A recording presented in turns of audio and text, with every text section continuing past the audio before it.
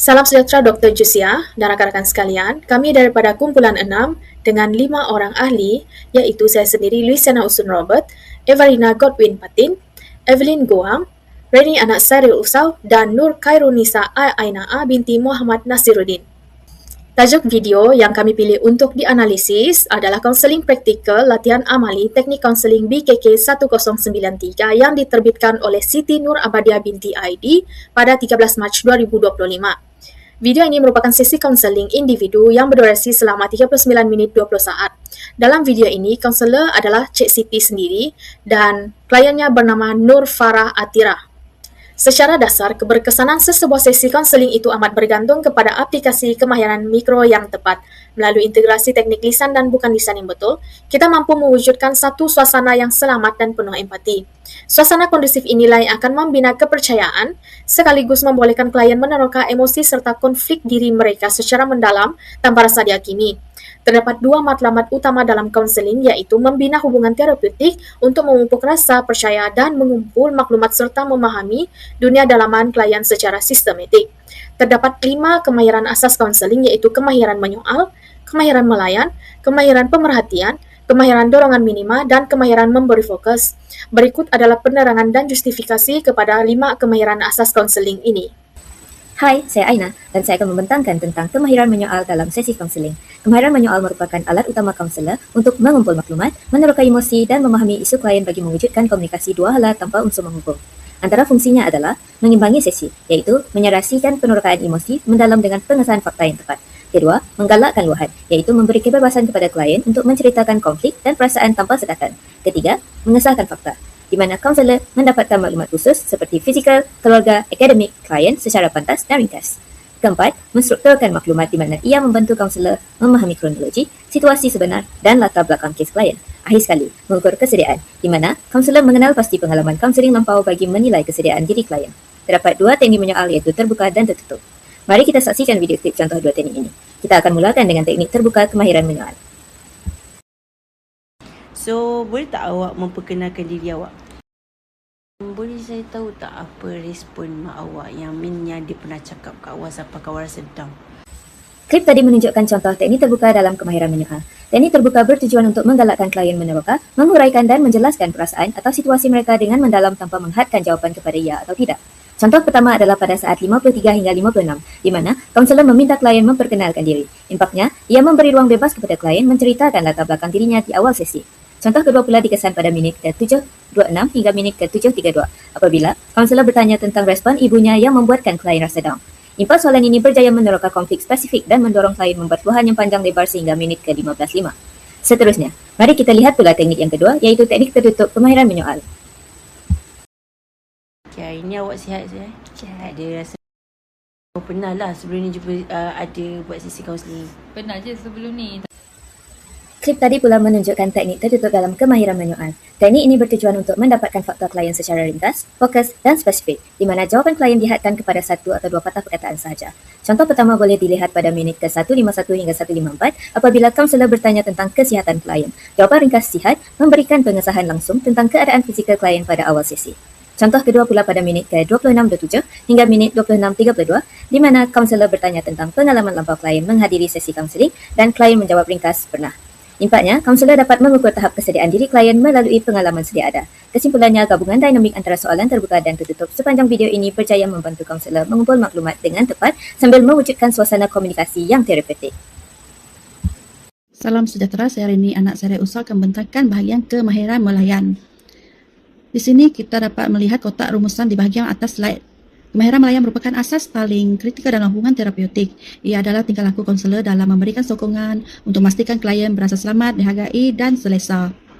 Mari kita lihat 4 elemen utama yang telah dikenal pasti bermula dari sebelah kiri.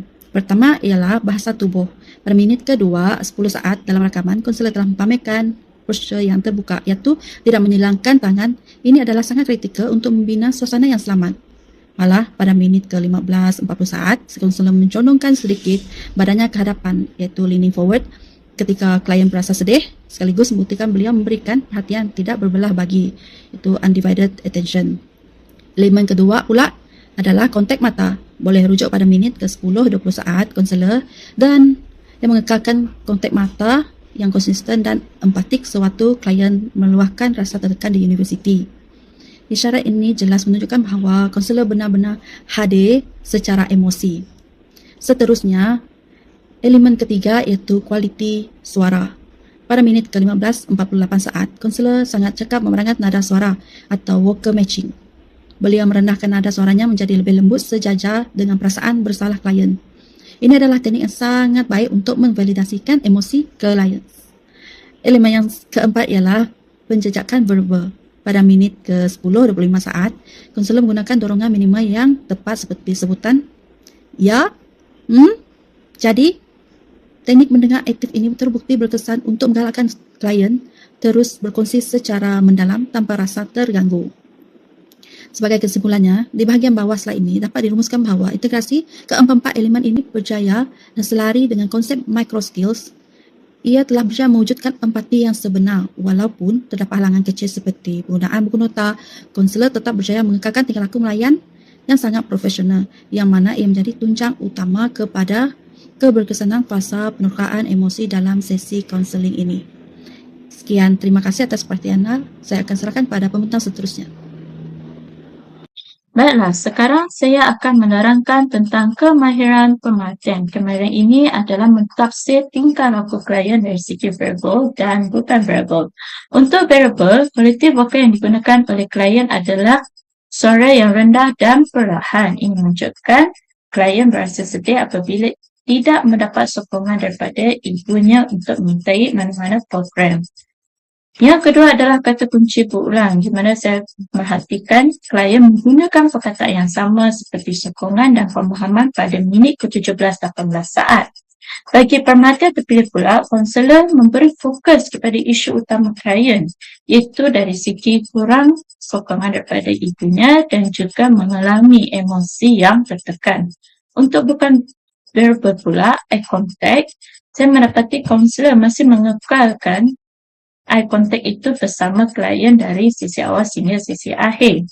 Untuk yang kedua pula, saya mendapati klien menunjukkan mimik dan ekspresi muka yang berkerutan dahi. Ini menunjukkan bahawa klien itu berasa bimbang sekiranya dia tidak mendapat tekan pada semester tersebut, kerana risau tidak boleh menyertai mana-mana aktiviti ataupun program yang dianjurkan. Yang ketiga, kuasa badan yang ditunjukkan oleh klien adalah condong ke hadapan. Ini bermaksud klien tersebut secara terbuka untuk kongsikan masalah dan emosinya kepada kaunselor. Yang keempat adalah tindak balas autonomik, di mana klien pada minit ke-18 saat dan 20 minit 25 saat ini, suaranya mula bergetar dan berlakunya perubahan pernafasan iaitu secara laju dan putus-putus. Dari segi penampilan fizikal pula, kita mendapati pemakaian klien dan kaunselor adalah berpakaian kemas dan sopan. Ini menunjukkan ciri-ciri dan personaliti individu seseorang itu. Terdapat 3 komponen khas, iaitu gerakan minimal, senyap, konversi. Untuk gerakan minimal yang digunakan adalah angguk kepala dan saya faham. Untuk senyap pula menggunakan senyap berfikir, bagi ruang kepada klien untuk berfikir. Untuk konferensi pula, saya mendapati kaunselor empati dengan masalah yang dikongsikan oleh klien.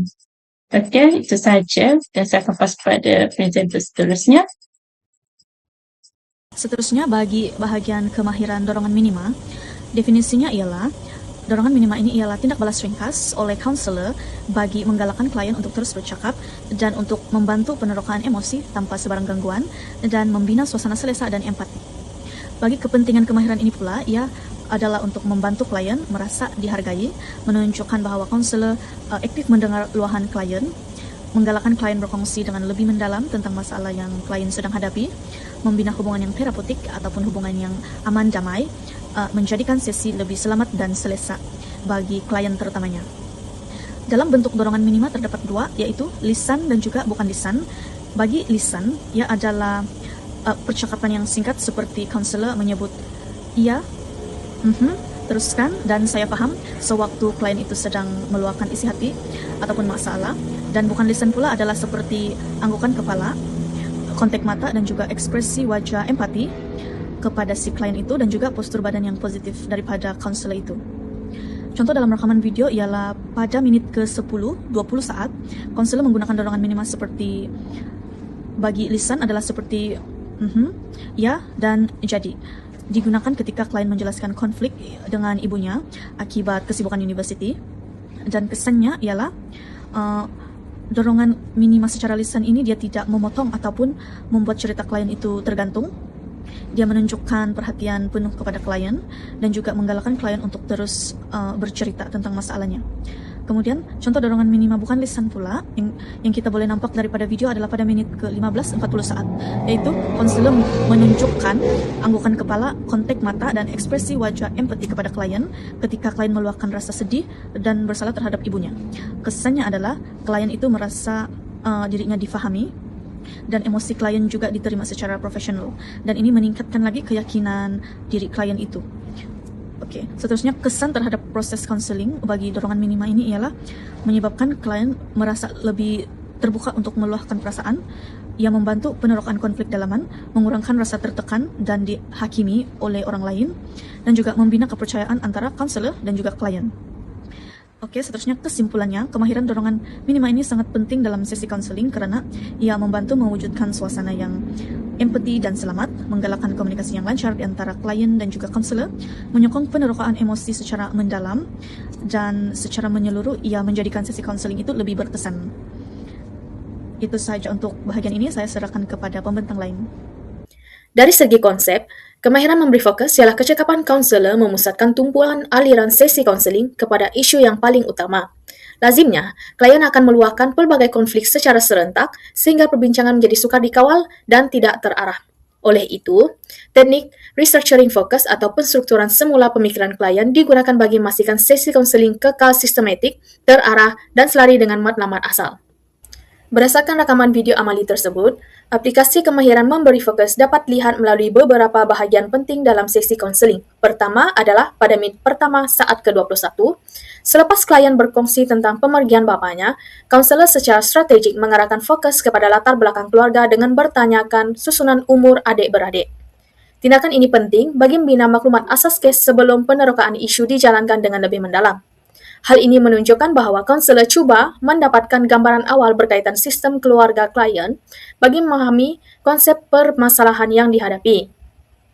Seterusnya, pada menit ke-5, penceritaan klien mula melebar kepada hubungan dengan abang sulung, abang kedua, dan adiknya yang tinggal di asrama. Menyedari perbincangan mula menyimpang daripada isu utama, kaunselor segera mengawal semula aliran sesi dengan mengajukan soalan berkaitan tindak balas ibu pada menit ke-7 saat ke-23. Tindakan ini berjaya mengembalikan fokus sesi kepada isu utama, iaitu kekurangan sokongan emosi daripada ibu selepas kehilangan bapa. Selain itu, pada menit ke-18 saat ke-20, apabila klien mula bercampur antara tekanan akademik dan ketakutan terhadap kegagalan, kaunselor mengecilkan skop perbincangan dengan memfokuskan kepada pencapaian akademik klien seperti anugerah dekan. Pendekatan ini membantu klien berfikir dengan lebih jelas dan rasional.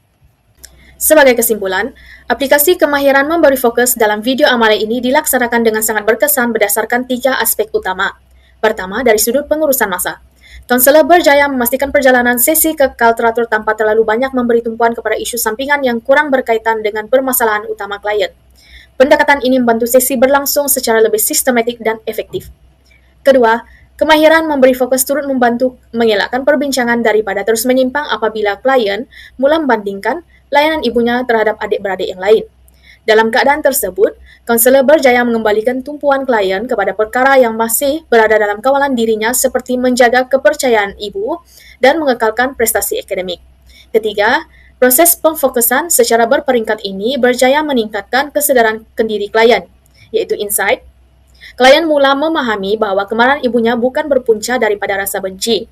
Sebaliknya, lahir daripada rasa sunyi dan kehilangan selepas kematian suami. Secara keseluruhan, tindakan kaunselor berjaya menjadikan sesi konseling lebih tersusun, bermakna dan berorientasikan penyelesaian masalah.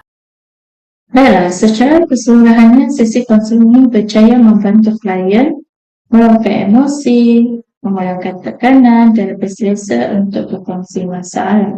Namun begitu, penolakan emosi secara mendalam ini boleh dipertingkatkan lagi.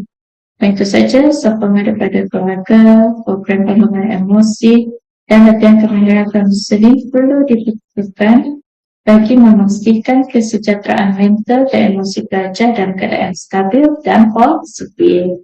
Sekian, terima kasih.